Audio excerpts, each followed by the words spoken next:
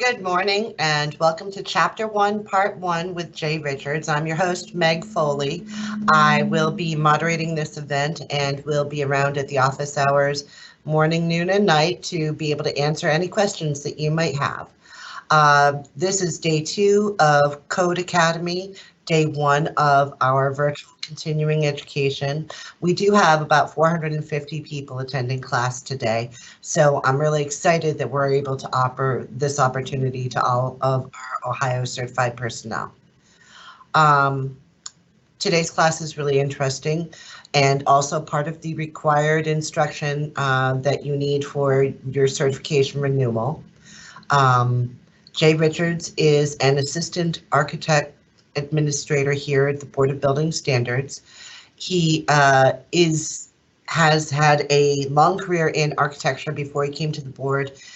He is deeply involved in code updates and code revisions and is our residential guru, as you'll see in a couple of the other classes he's going to be teaching this week. With that, I'm going to pass you off to Jay Richards. Thank you, Megan. Welcome and good morning. I will reiterate, welcome to day 2 of the Fall Code Academy, our second virtual Fall Code Academy, or Code Academy. I hope all of you that joined us on day 1 had an enjoyable experience and it worked well. And I too welcome all of those new folks here for your first experience in getting some additional CE credits. Looking out my window, it is wet and rainy here today, but hopefully we can keep it a little bit on the sunny side, at least in this presentation. I am a registered architect, and my primary duties are addressing questions that come into the board related to the Residential Code of Ohio. Chapter 1 is what we're here for today, and CE credits relative to Chapter 1. It's going to be broken down into 2 parts. I have Part 1, Rob Johnson has Part 2, and I have a lot of material to cover today, and I'll be moving quickly to get through it all. And there will be opportunities that you may have a chance to ask a question. If I didn't cover something well enough, you can introduce those questions to the chat box through this presentation. So without further ado, how about we get rolling on the presentation? Meg? Your presentation is live, Jay. Thanks, Meg. So, Chapter 1, Part 1. Let me move myself out of the way here. Oh, come on. There we go.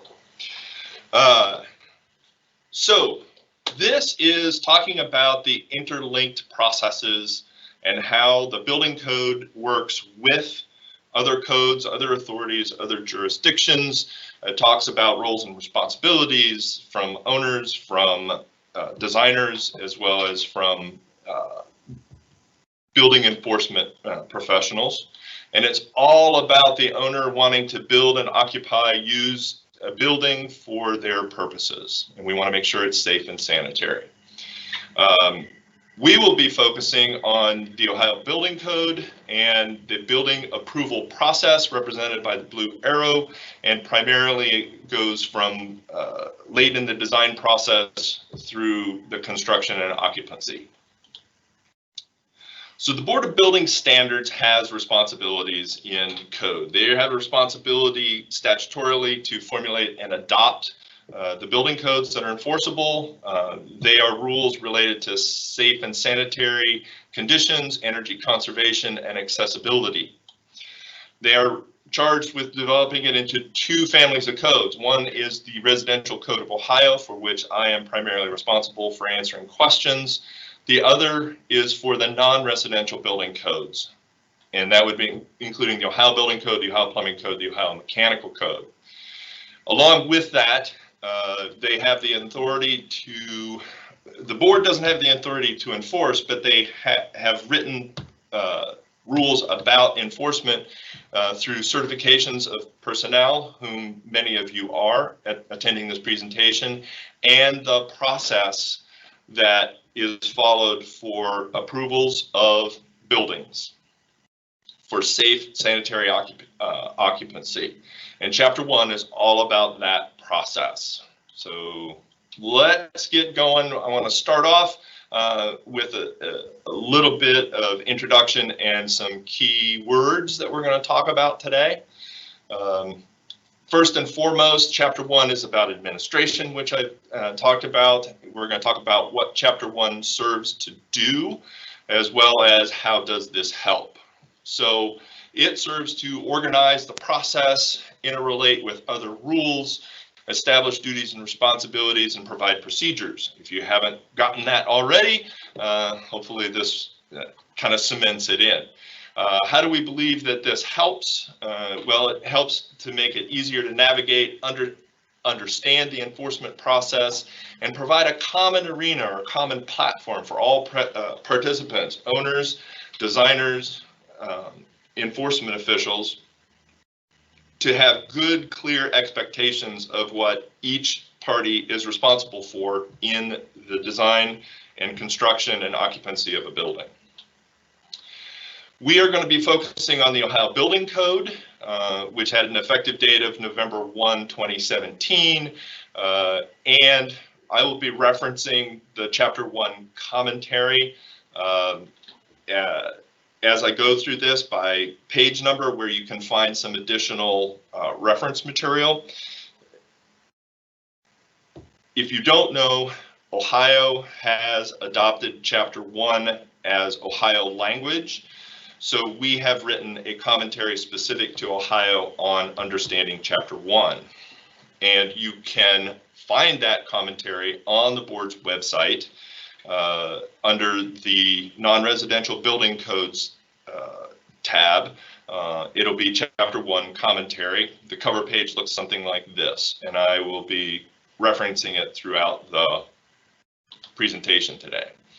So Chapter 1 is organized into roughly 15 sections, or actually exactly 15 sections. The list is here.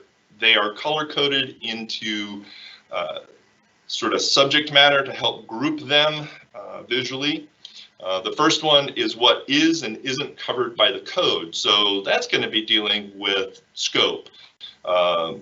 What is regulated, what isn't regulated, who has jurisdiction in what arenas. The second group is who can do what. So that's dealing with certifications and duties and responsibilities within the enforcement jurisdiction. The next group is about approvals. The law requires that owners get approval for their construction and what the owner must submit in terms of construction documents to get that approval. The next group is all about assuring compliance. It's about taking those submitted documents and making sure that it goes through a process of plan approval, inspections, to get a certificate of occupancy, which is ultimately the owner's goal, and we want to help them get there.